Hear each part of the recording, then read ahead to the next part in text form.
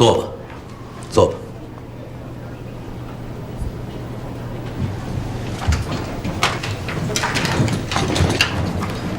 我打断一下，各部门主管都在。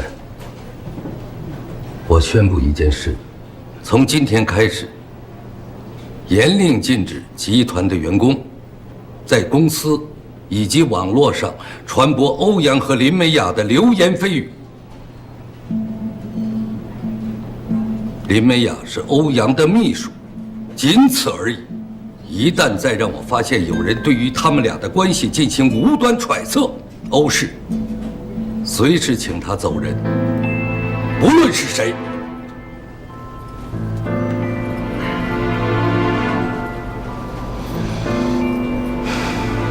我说完了，继续吧。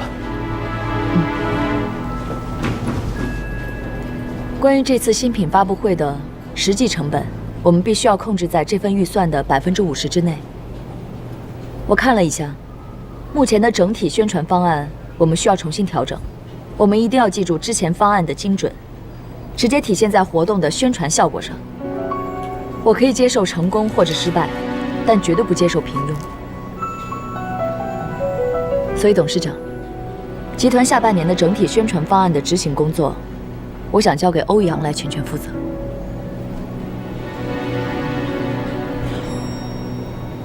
您觉得呢？好啊，没问题。好，欧总，从现在开始，你就是这个项目的负责人了。我会让相关部门全力配合你的工作。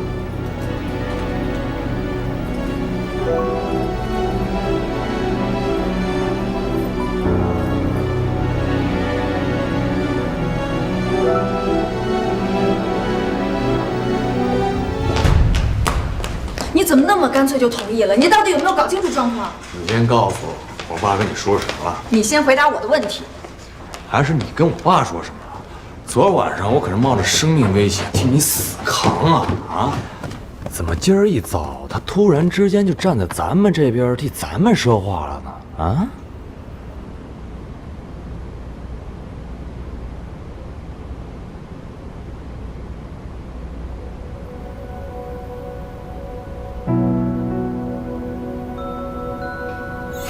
这么说，你和他一点关系都没有？没有。我凭什么相信你？我可以用我的人格做担保。林小姐，请你告诉我，在你心里，欧阳到底是一个什么样的人？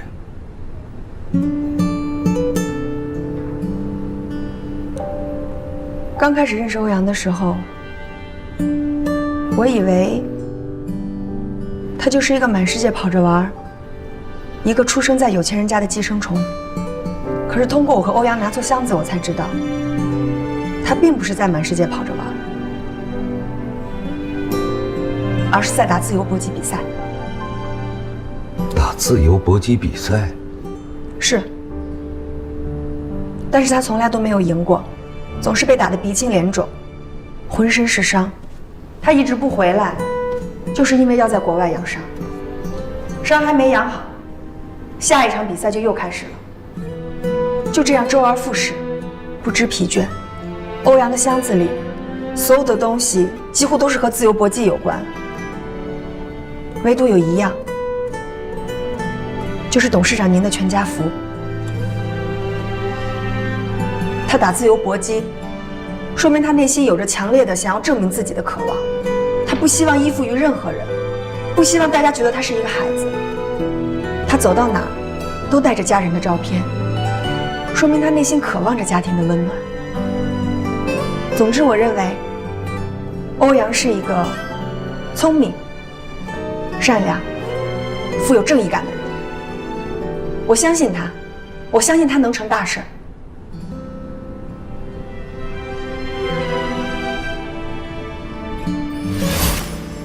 早上董事长来找我，他让我主动提出辞职，我没同意。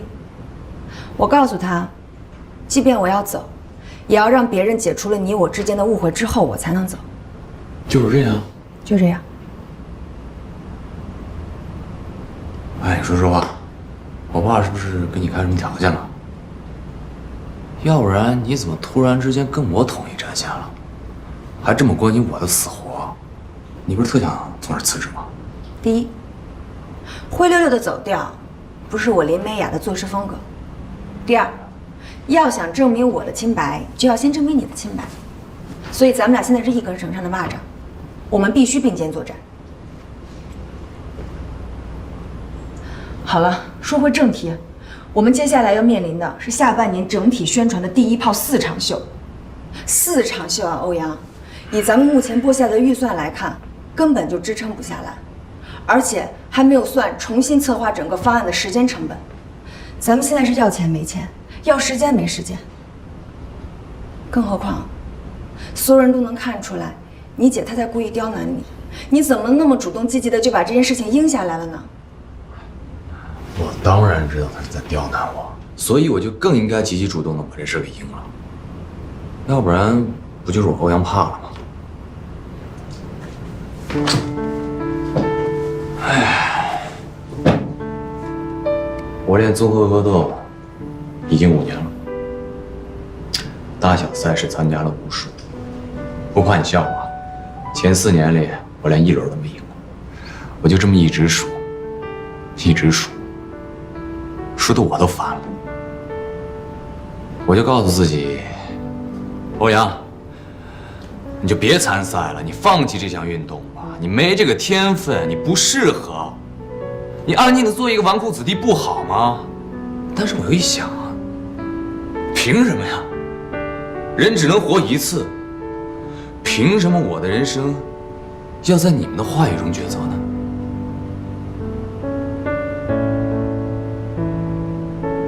所以我就更加的努力，努力训练，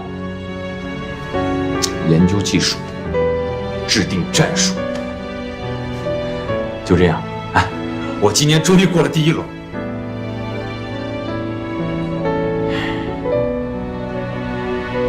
其实我知道，在很多人的眼里，我就是被我爸推到台前的一个提线木偶。所有人都在等着看我的笑话。其实这跟比赛是一样的。其实输并不可怕，可怕的是你连输的勇气都没有。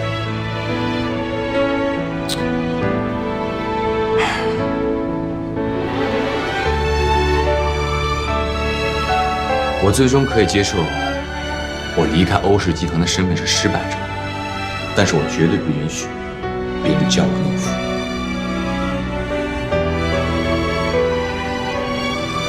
再说，我欧阳不是吃素的，我连1拳1脚都没打呢，他凭什么就认定我一定会输，对不对？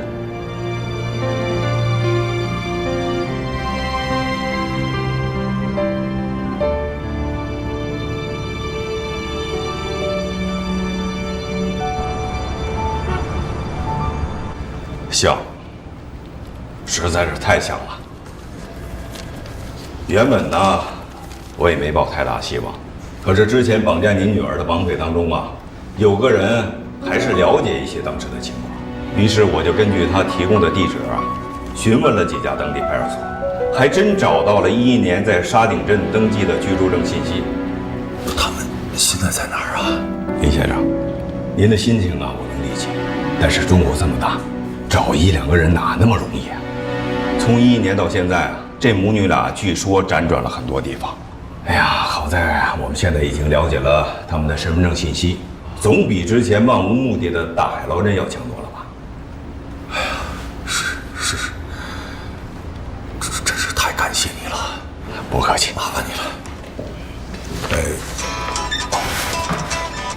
没事吧？哦，对不起啊，我先接个电话。好。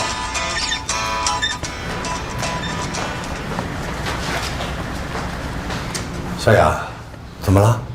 爸，今天晚上我要加班，我得晚点才能回去。这怎么刚到公司就加班啊？我这不是正好赶上公司新产品研发的关键时刻吗？我们产品研发部的同事上上下下的都得加班，我一个新来的，我不得表现表现？那好，哎，那记得晚上吃饭啊。可千万别因为工作把自己身体给搞垮了。另外，你下班之前提前给我打个电话，我去接你。一个女孩子这么晚了回去不安全啊！哎呀，爸，不用了，我都多大了？等我下班以后，我叫辆车就回去了，很方便的，你别担心我。那好，那一定要注意安全，有什么事给我打电话啊！哎呀，好了，爸，我知道了，我不跟你说了啊，我得进去工作了。哎。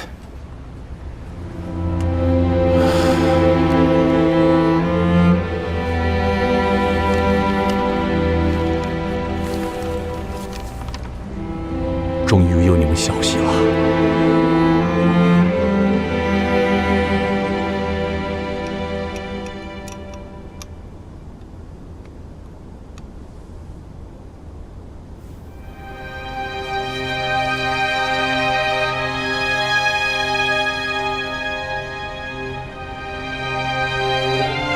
你看看，你又来。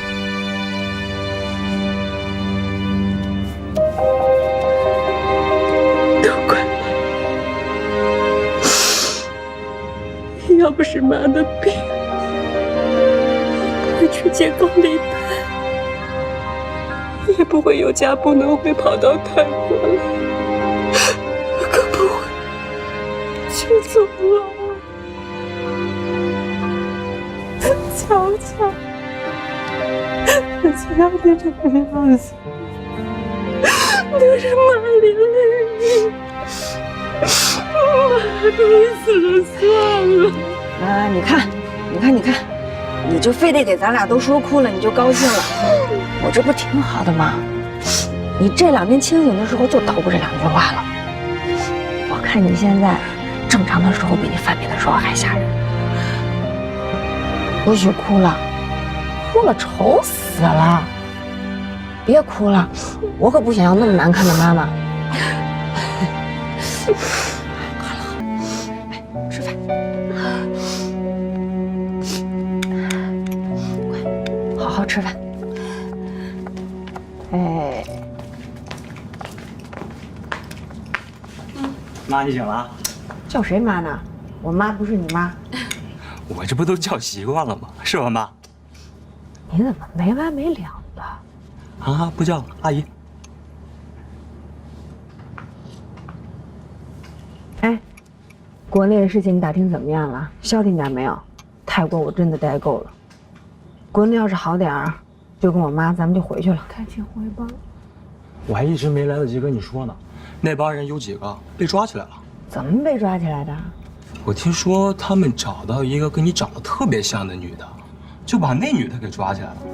后来就被欧氏集团董事长的儿子欧阳给救了，他还配合警方把那几个人给抓起来了，现在还在牢里呢。有这事儿？还能有跟我长得一模一样的？哎，苏姐姐，赶紧叫医生。哎，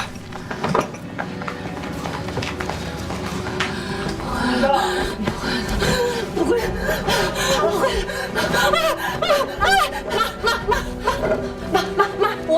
我小雅，妈妈对不起你，小雅，妈对不起你呀，妈对不起你。小雅在呢啊，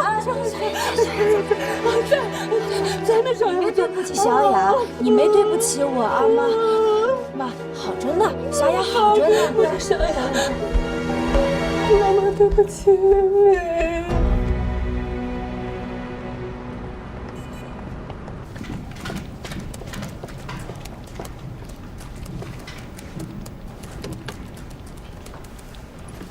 会展公司的报价还是太高了，告诉他们，必须再降30%。可是欧总，那边价格已经咬得很死了，刘总说根本谈不下来。那你就告诉他们，以后不用再合作。但说话一定要婉转，而且你要暗示对方，欧氏每年有那么多的大型宣传活动和门店包装，还有新品推广。如果他们同意我们的条件，集团很可能会把后3年的活动打包给他们。欧总，这种事情都是刘总跟那边的老总直接谈的，我们这边够不到呀。我上哪儿找他们说去啊？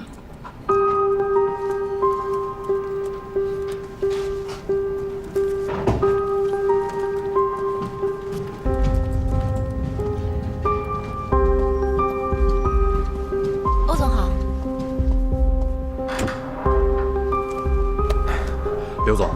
会展公司那边的价格还是太高了，务必再降30%。欧氏未来3年的所有大型宣传活动，可以当做条件打包给他们。这个价格真的已经是最低了。好，既然这样，那就换会展商。欧总，换会展商没有问题，可是那也就意味着目前定的4个场地全都要换了。只换会展商不行吗？欧总，您刚接手，可能还不太了解情况。现在是只要用这4个场地，就必须要经过这个会展商，而且目前最适合的就是这4个。如果全都不用了，那花精力找其他的场地可就麻烦了。照你这么说，现在不用都不行了。是啊，现在只能看看能不能在其他的地方节省开支了。场地不降价，我哪还有地方节省开支啊？欧总，您先别着急，原本这个价钱就是做不下来的。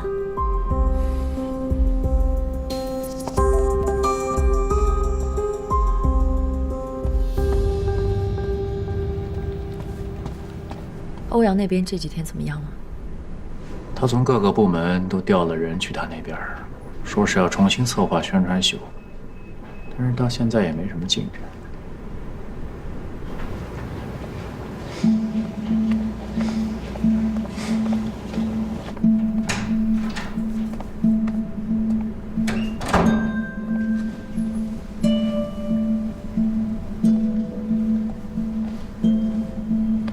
霍总，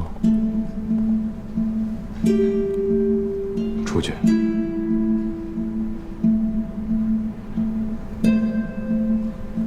我先出去了。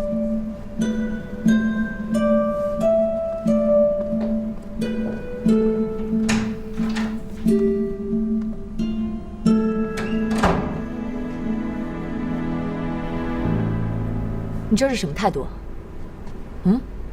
陈哲不管怎么说也是销售部的经理，你作为公司的副总裁，就用这种态度对待下属吗？你将来要怎么服众啊？行，我错了。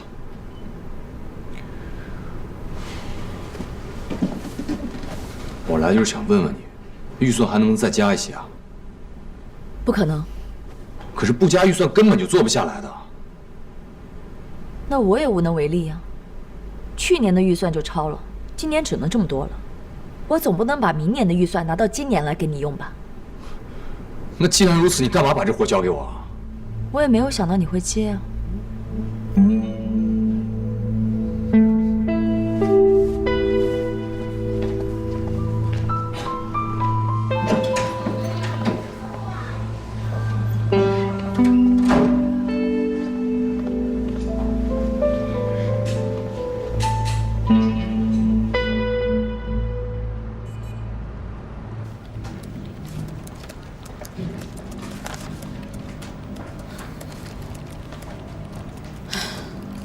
真够倒霉的。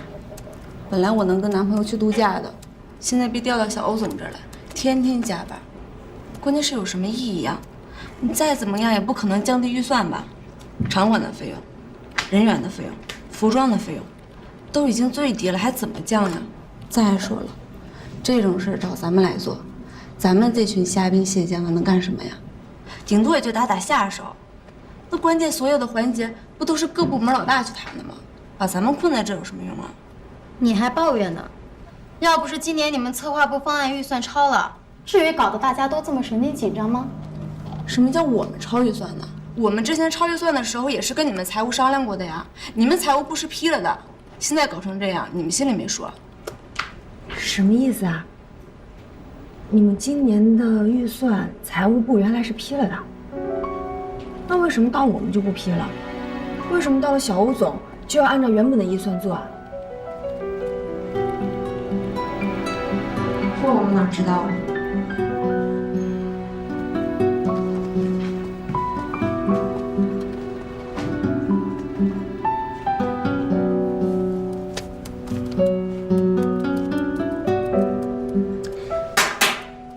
好了，今天就到这儿吧，大家都累了，回去养足精神，明天继续。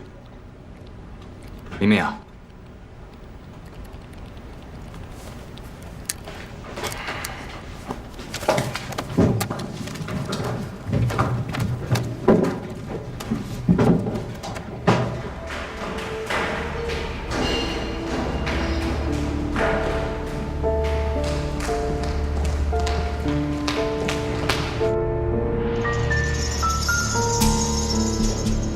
您刚接手，可能还不太了解情况。现在是只要用这4个场地，就必须要经过这个会展商。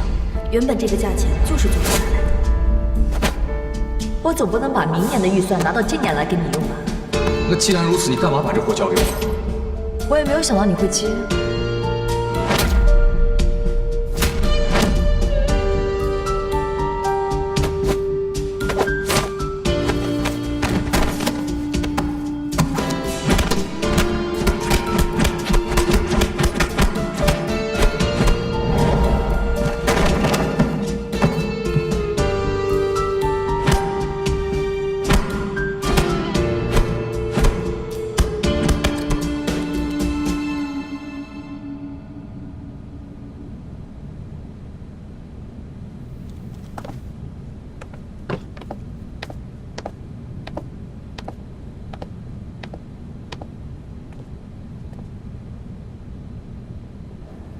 休息会儿吧。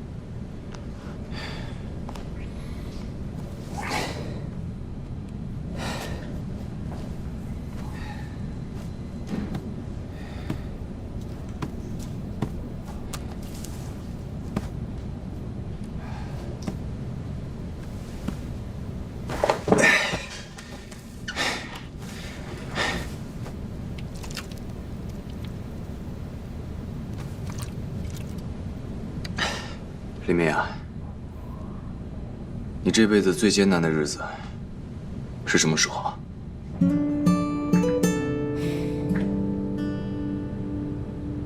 我这辈子最初的记忆是在孤儿院。孤儿院的2楼，左边数起第5个窗户，因为那个窗户正对着孤儿院的大门。在那儿的时候，我每天都会垫着脚趴在窗户前面，看着门外。我就希望有一天，我妈可以回来，带我离开那儿。我每天就在那儿盼着，等着。曾经我一度以为，那段时光会是我一生当中最艰难的时刻。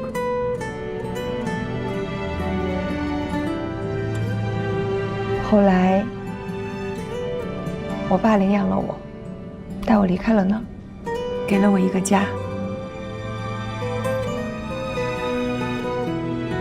但是我从小就有先天性心脏病，我爸为了治好我的病，把他所有钱都花光了，还借了很多外债。他没办法了，就把自己饭店的工作辞了，开了这家大排档。每天天不亮，他就要去进货。可是我每天一睁开眼睛，都能看到他提前为我做好的早餐。那时候，我只有在放学的时候，才能在大排档见到他，因为他实在是太忙了。在我的记忆里面，我爸的衣服永远都是湿的，手腕每天都贴着膏药。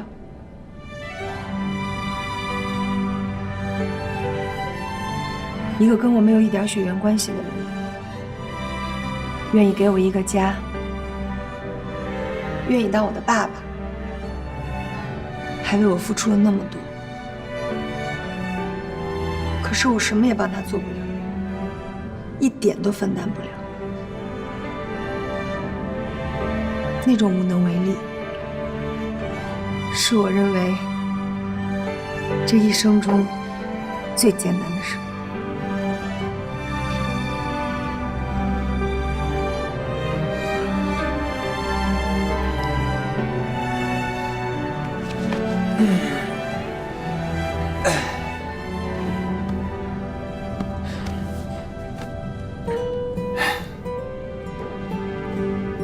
我还以为你会说跟陈哲分手的时候呢。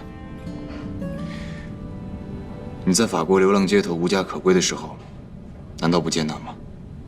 完全不会，因为这些都是我自己的事情，我扛一扛，就都过去了。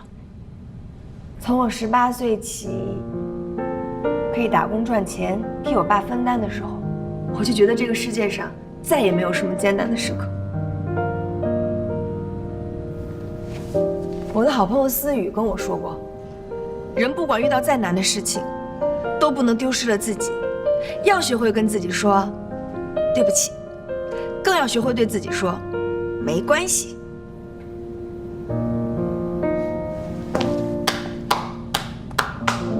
说的特别的好，怎么着？我们家小欧总遇到人生最黑暗的时刻了？别幻想，在我欧阳的字典里就没有这2个字。这就对了，这才是你嘛！为刚才梅雅同学说的话点赞。今天正好有时间，请你俩吃大餐怎么样？好啊，走着。不好意思，稍等。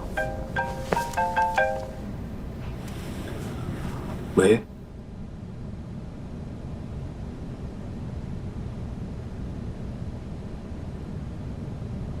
好，我知道了，我马上过来。不好意思啊，真的很抱歉，不能请2位吃饭了。临时出了点状况，我得赶过去处理。怎么一说请吃饭你就有事儿啊？哎，这不是我的风格好吗？回头一定补上2顿 ，OK？ 拜拜，梅雅。拜拜，小黎叔，你快去忙吧。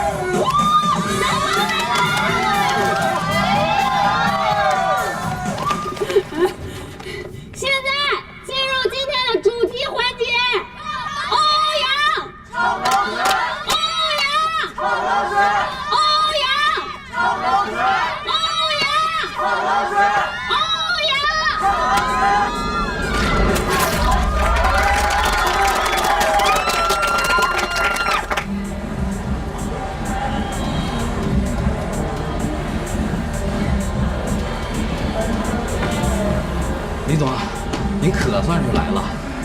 别着急，慢慢说，什么情况？薇薇姐和几个男人在一起喝酒，我都不认识。我想你是爱我的，我猜你也舍不得，但是怎么说，觉得我们之间留了太多。喝酒吧，喝酒！在哪个包房？我也不知道，薇薇姐不让我跟着她。你还能干点什么呀？你让老太太电话。跟老太太说，今天晚上薇薇住在我的会所里面，让她放心，明白吗？行，别说漏嘴了。没问题。哎。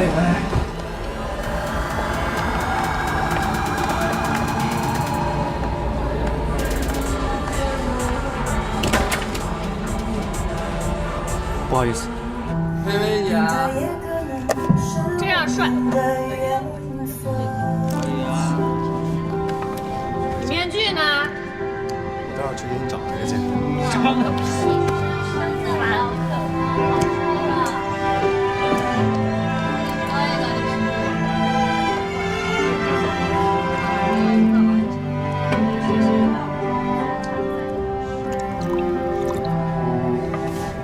其实很简单。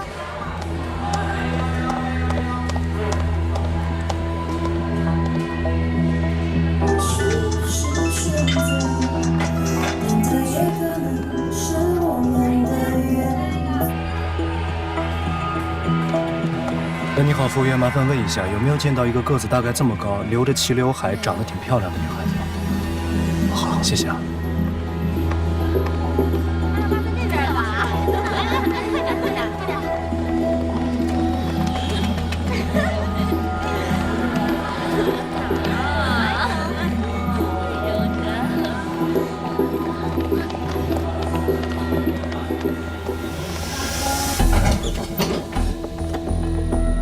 谁呀？走错屋了吧？不承认。这屋就我一人，我认识你吗？不好意思啊，走错了。继续。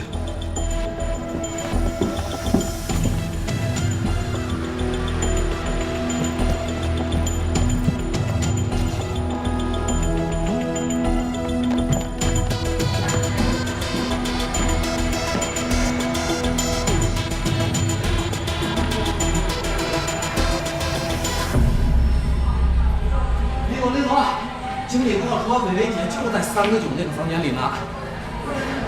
确定吗？确定。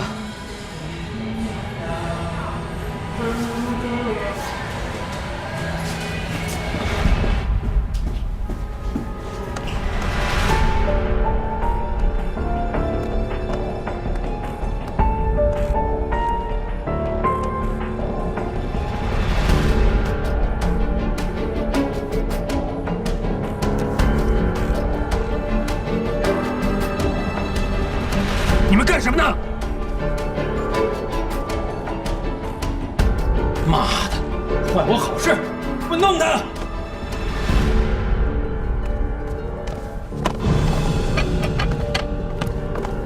谁呀你？别多管闲事啊！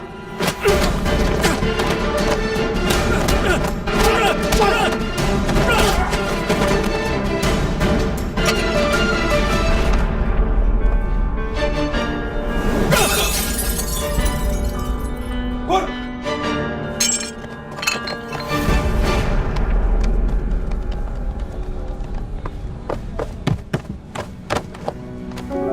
伟伟，伟伟，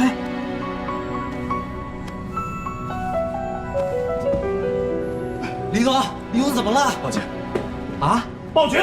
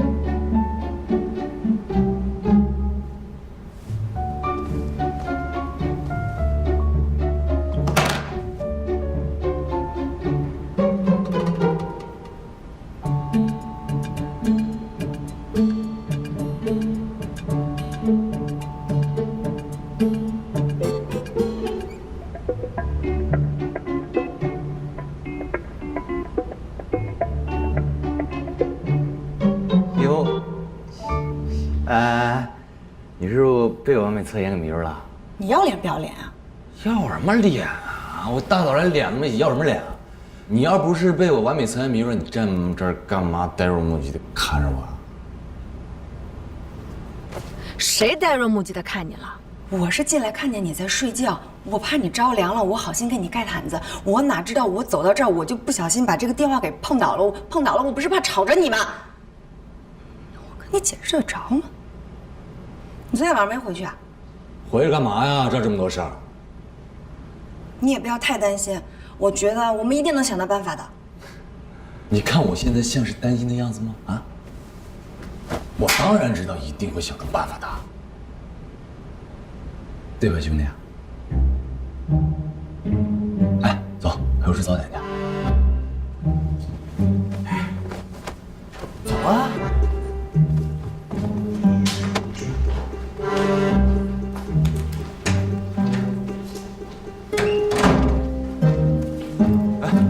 快点！我挺快的。那个策划部的小赵真这么说的？嗯，这里面的水好像还挺深的。我想了一个晚上要怎么跟你说，最后我想明白了，只有一种解释，那就是你姐姐在故意磨练你。他这不是故意磨练我，他这是故意算你刁呢。不会吧？你看啊，我去各部门要人，各部门就给我派来几个虾兵蟹将，我去找他们老大，结果我就处处碰壁，他们所有人都认为这是一件不可能完成的任务。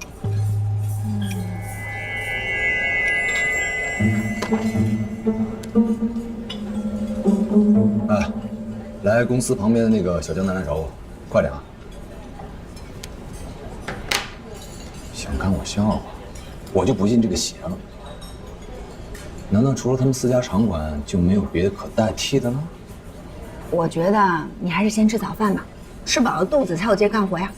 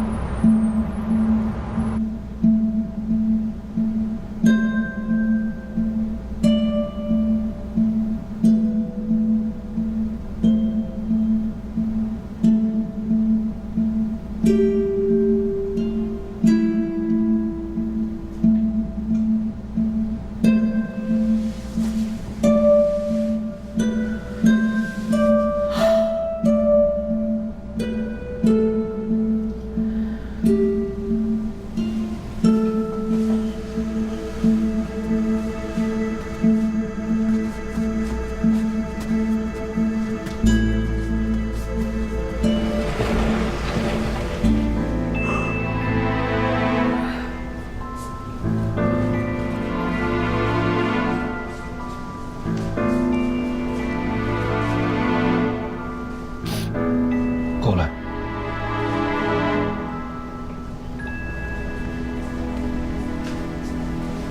站那儿！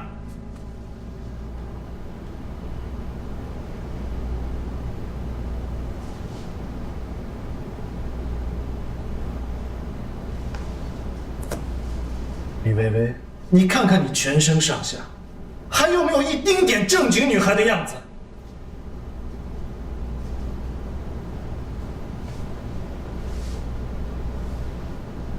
昨天晚上发生什么还记得吗？不记得了。我告诉你啊，一个女孩子和一群不三不四的人跑到夜总会鬼混，你以为你是谁呀？小谭妹？你觉得你自己很能玩得转吗？如果昨天晚上司机没有及时给我打电话，我没有及时赶到，你被人下药迷奸了，你知不知道？我这不是也没事儿吗？你不是及时赶到了吗？那如果没有及时赶到呢？如果你真的被人强奸了呢？人家玩完你拍拍屁股就走了，你连根毛都找不着，我想想都后怕。如果你受伤了，你会给你自己还有我们全家带来多大的伤害？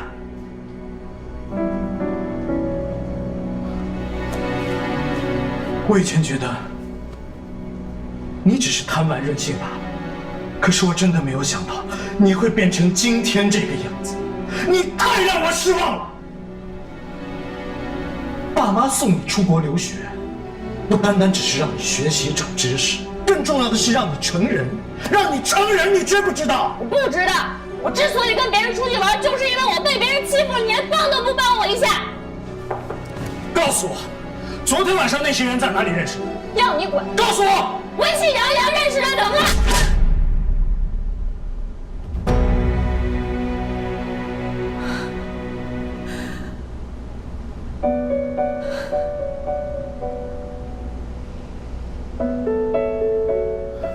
李薇薇，打你算轻的，我要不打醒你，我就不是你亲哥。明天开始，我会停掉你所有的卡，你去离家老店给我洗盘子，2000块钱1个月。什么时候想明白，什么时候再来找我。别想着去告状，家里人再疼爱你，如果昨天晚上发生的事情他们知道的话，他们照样会同意我的做法。更别想着逃跑，我会派人24小时盯着你，你的车没收，想去哪里，司机小赵可以送。明天开始去离家老店报到。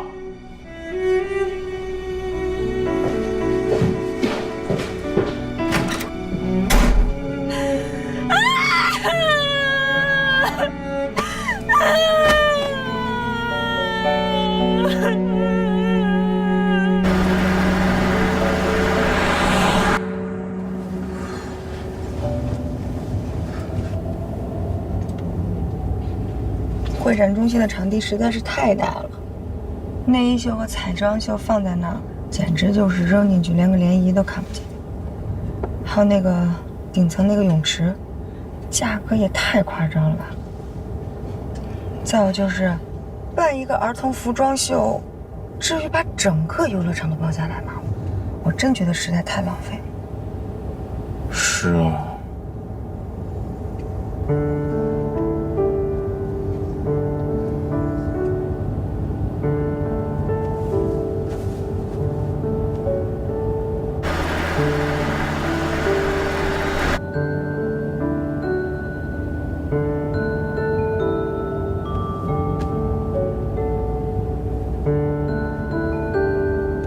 不好意思，我实在太累了，睡着了。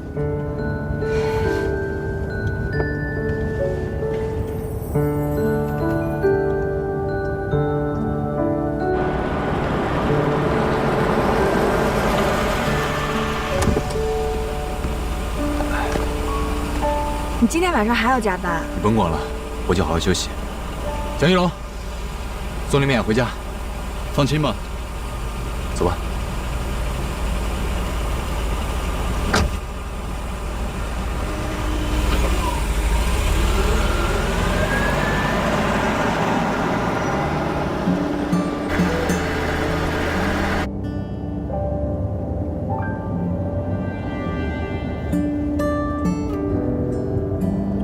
林小姐，我不得不说，你对欧阳的影响真的很大。之前我可从来没有见过他像现在这么努力，看来这一次他要死扛到底了。我对他的影响，我想你可能搞错了，我没有影响他什么，这一切都是他自己的选择。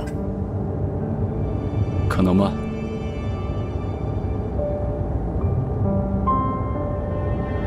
麻烦送我去买宵夜，然后我们回公司，谢谢。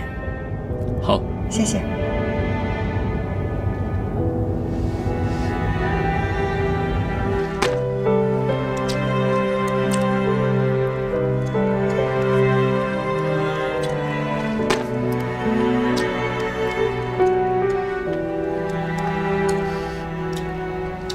大半夜给我送宵夜，这么好心。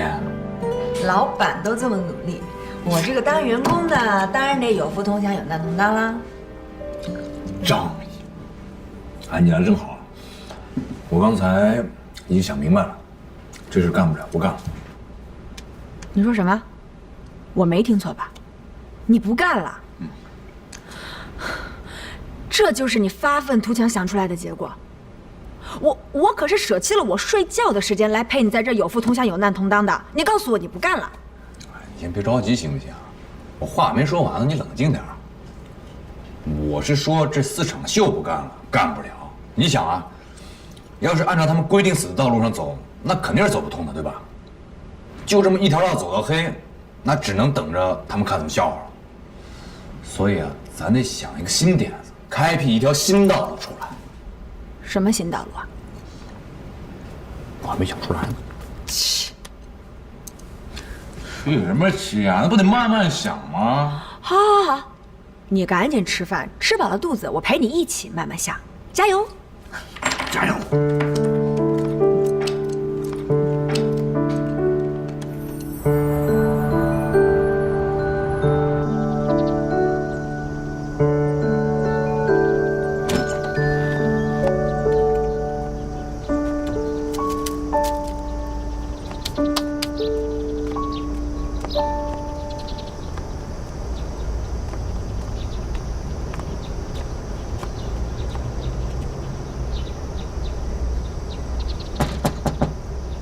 小雅，该起床了。小雅，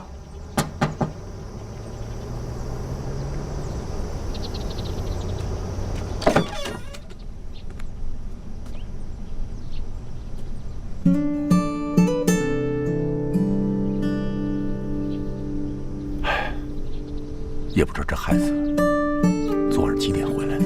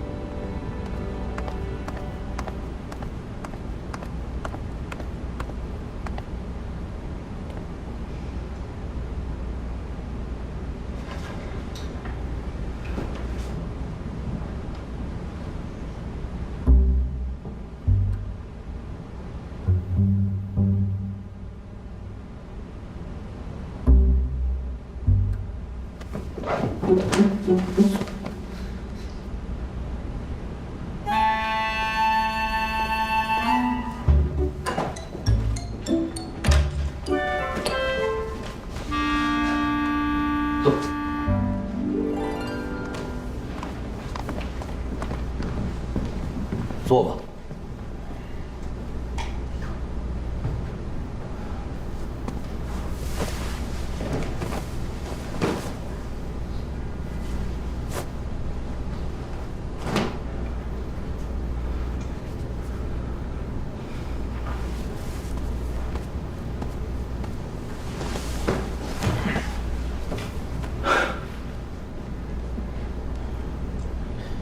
这几天你没有回家，你就跟那个林美雅在一起，是不是？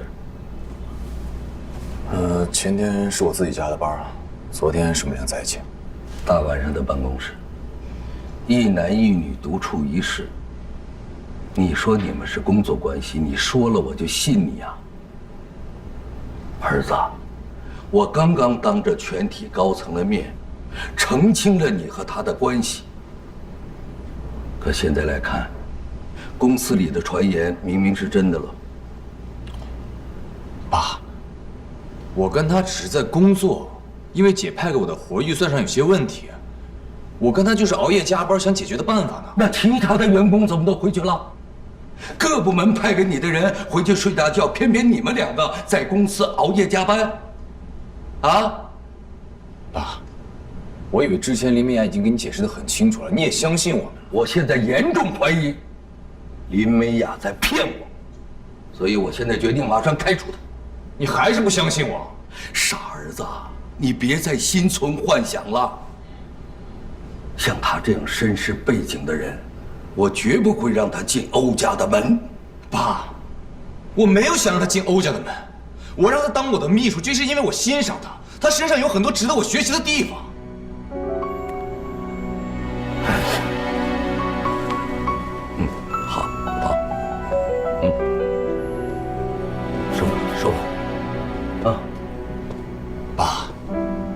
虽然林美雅看起来有时候蠢点、笨点，但是她善良、乐观，懂得感恩，她很坚强，她三观很正的，充满了正义感。爸，你不了解林美雅，虽然她是个孤儿，虽然这个世界对她很多事情都不公平，但是她从来都没有抱怨过，她一直怀着一颗感恩的心，乐观、积极、努力的活着。他的存在就是时刻告诉我，我应该怎么活着，应该做一个什么样的人。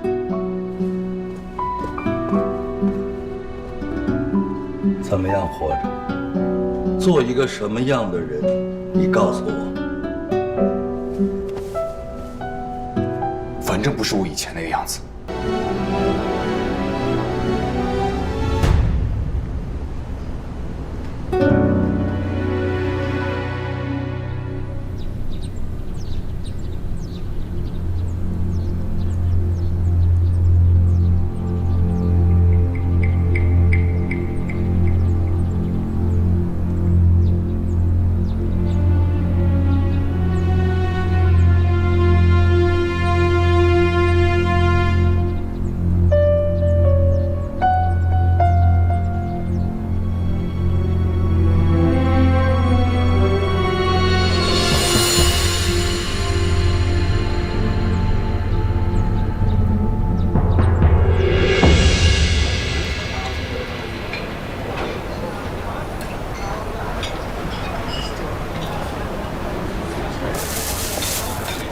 您好，您的餐打包好了。好，谢谢啊。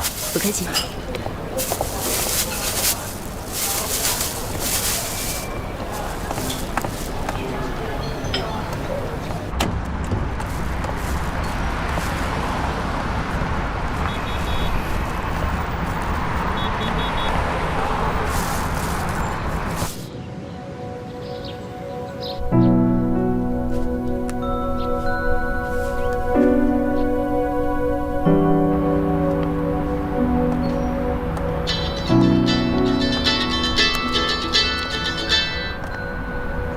喂，啊，是小云啊。中午一起吃饭吧。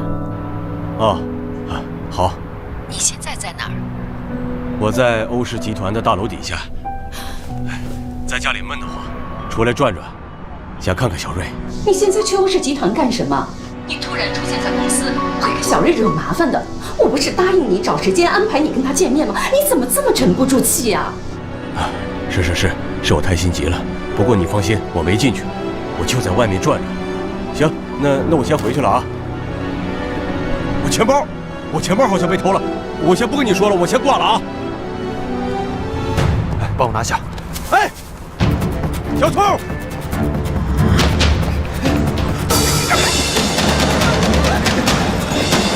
让开！让开！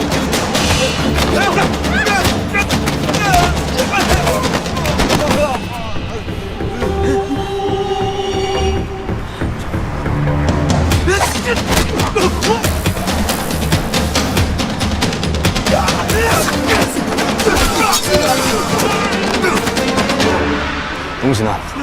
拿出来。钱包在这。大哥，给你吧。饶了我们吧，啊，大哥。走。站住！这俩小子，这钱包是你的吧？哎，看还少不少东西？哎，没少。谢谢你啊。不谢，以后小心点。哎。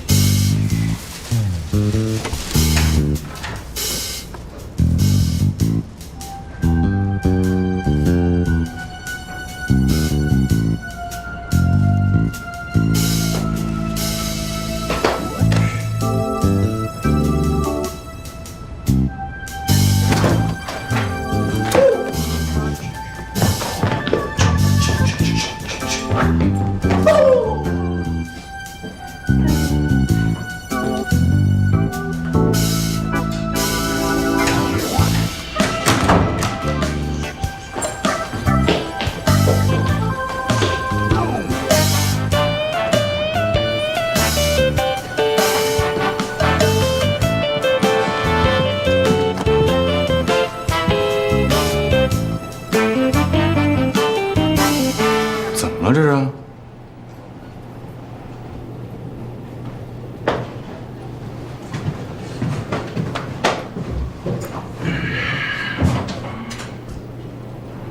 几个意思？都盯着我干嘛？我想到办法了，不过只是一个想法，我还不知道行不行，还不太成熟。你说？把4场秀合成1场。继续。4个场地。浪费面积是一方面，最重要的是费用太高，这里面的潜在成本我们根本控制不了。我们现在面临最大的难题是要在预算不足的情况下完成4场秀。不管我们再怎么节约开支，就算我们勉强的完成了，但最后的结果也远远的低于我们的预期。我们与其做4个50%，不如把所有的资金跟精力都集中在一件事情上面，做1场秀。那场地问题怎么办？4个场馆的合同都已经签了，定金退不了了啊。那如果这个定金我们不要了呢？那尾款我们就节约下来，剩下来的尾款我们只做1场秀，也就是说，我们只用花费1次布展费、1次媒体公关宣传的费用。关于定金方面，策划部的刘总跟展商是多年的朋友，我认为刘总再去跟他们好好商量一下，也不是没有退还定金的可能。我觉得林秘书的想法可以操作，这样一来，我们只要重新设计活动所需的背景板、海报、易拉宝、手册的图片，设计主题包括4场秀就可以了。如果我们再大胆一点，我们完全可以把这次的彩妆融入到泳衣和内衣的展示环节。我了解了一下，公司以往的彩妆发布会大多都是配合着高级定制的奢华服装来进行的。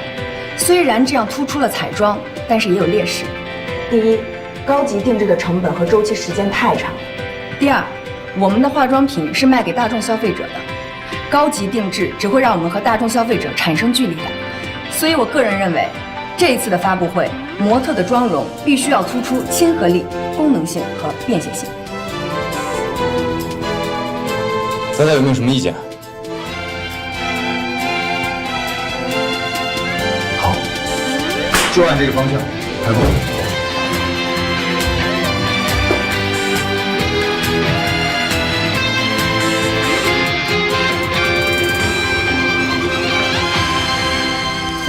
行啊，林美雅，我就买早餐的功夫，你就把这么大一 bug 解决了。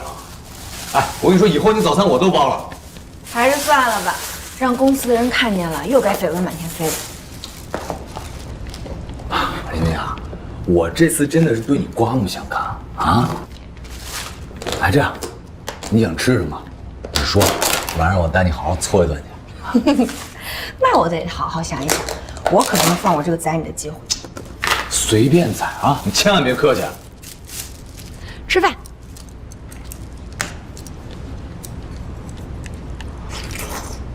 别说，别说，为什么？全都坨了。走，带你出去吃大餐。你可真矫情。脱了怎么了？脱了就不能吃吗？买都买了，不吃多浪费呀！我觉得啊，我们还是节约时间，赶紧填饱肚子，填饱肚子才能干活。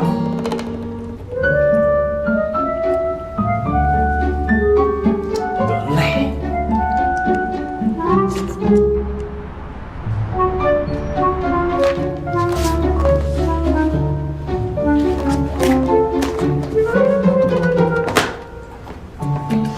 哎，想好没？想好没啊？吃什么呀？哎，我跟你说，宰我啊，狠狠宰我！等一下，我接个电话。喂，思雨。喂，美雅，我有件特别重要的事情想拜托你，你下班了吗？我刚下班，你说怎么了？我一会儿给你个地址，我有一件特别重要的东西，我想让你帮我取一下，20分钟必须赶到。我想来想去，只放心把这东西先放你那儿。好嘞，没问题。你现在把地址发过来给我，我现在就过去。好好。不好意思啊，你也听见了，我好朋友让我去给他取个东西，今天晚上我们不能一起吃饭了。什么事儿这么急，连饭也不吃啊？哎，要不这样，我送你过去，然后咱们俩再一起去吃饭，怎么样？也行。走。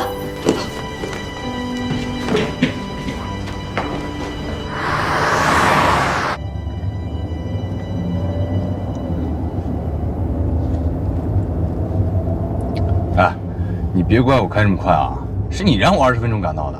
对，应该注意安全。得，那我就稍微开慢一点。哎，你说这个朋友就是你在巴黎那个好朋友？你怎么知道？有些人的日记我可是看过的哦。他叫徐思雨，是我在巴黎最好的朋友。我在巴黎最难的时候，就是他收留了我。而且我被人家欺负的时候，他永远是第一时间挡在我面前来保护我。我跟你说啊，我一开始烤的面包真的可难吃了，但是他每一次都很认真的品尝，而且他还鼓励我。哦对，就是跟你拿错的那个箱子，就是他送给我的。他说他不喜欢了。其实我知道他是嫌我的包太破了，但他又不好意思说，怕伤我的自尊，他才那么说的。哎，反正一时半会儿我根本跟你说不完。思雨就是全世界最好的人。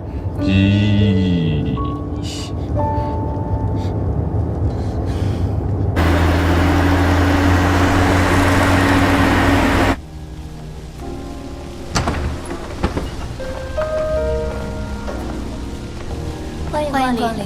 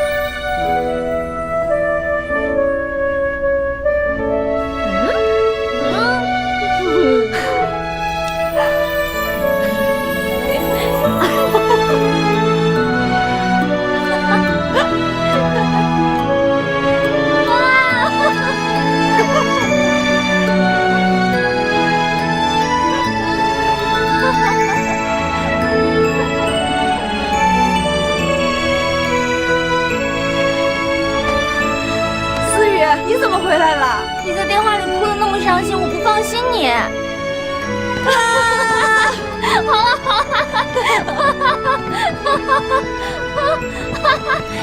我想死你了。我才想死你了呢。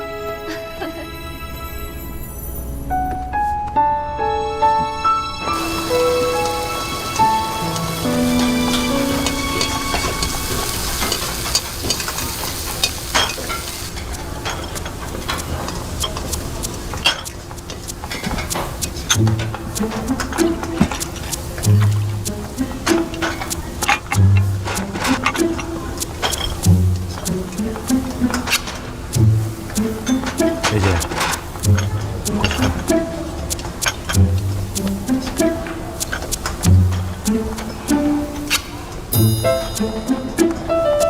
干什么呢？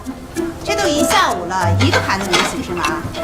你谁呀？敢这么跟我说话？你知道我是谁吗？我当然知道你是谁了。那你给我听好了，我就是这家餐厅的主管，从上到下，包括你哥哥，都得尊称我一声梅姐。梅姐怎么了？你信不信我明天就让你走人？把我手机给我。李小姐，甭跟我来这套，就是你下一秒让我走人，你也必须把盘子洗了，否则甭想下班。不是你想干嘛呀？我没想干嘛呀。那我就实话跟你说，你哥都跟我交代过了，在这里你就要守这里的规矩，你听也得听，不听也得听，没有人能罩着你。你要是不把这些碗洗了，我就陪您在这耗着；你要是想耗到明天早晨，我也陪着。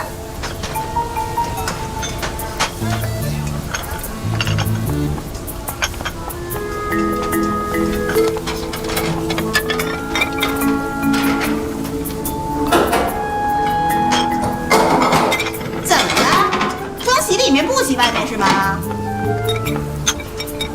跟你说话呢，听见没？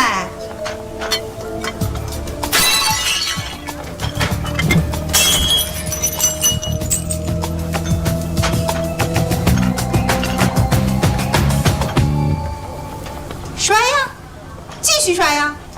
你一个月2000块钱工资，打破一个赔5块，现在刷破2个。你这个月只有1990了，我给你记着呢。继续刷呀。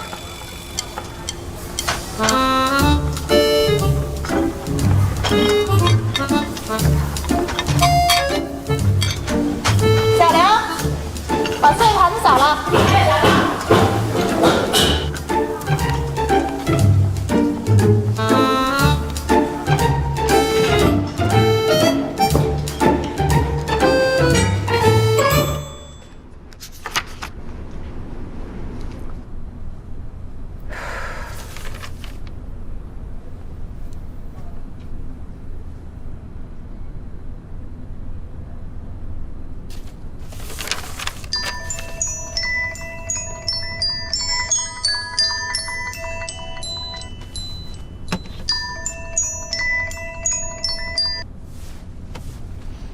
喂，李少是来向我兴师问罪的吗？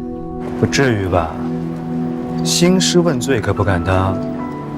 上次过后好久没有跟你联系，所以想着给你打个电话，表示一下慰问。那天是我情绪太激动了，对不起啊。改天我去登门拜访，向伯父伯母赔礼道歉。不用跟我说对不起，也不需要你登门抱歉。我相信我们双方的家人都能理解我。不过有一天让我亲自请你吃一顿海鲜大餐还是可以的。谢谢啊。啊，对了，我现在从家里搬出来了，改天你要是有时间，欢迎来暖房。你搬出去了？搬到哪里去了？也是临时决定的，租了一间公寓，在芳华国际。芳华路那个吗？是啊。我要去芳华国际！闭嘴！闭嘴！闭嘴！这根本就不是芳华国际！闭嘴！别拦着我！谁拦着我？不要拦着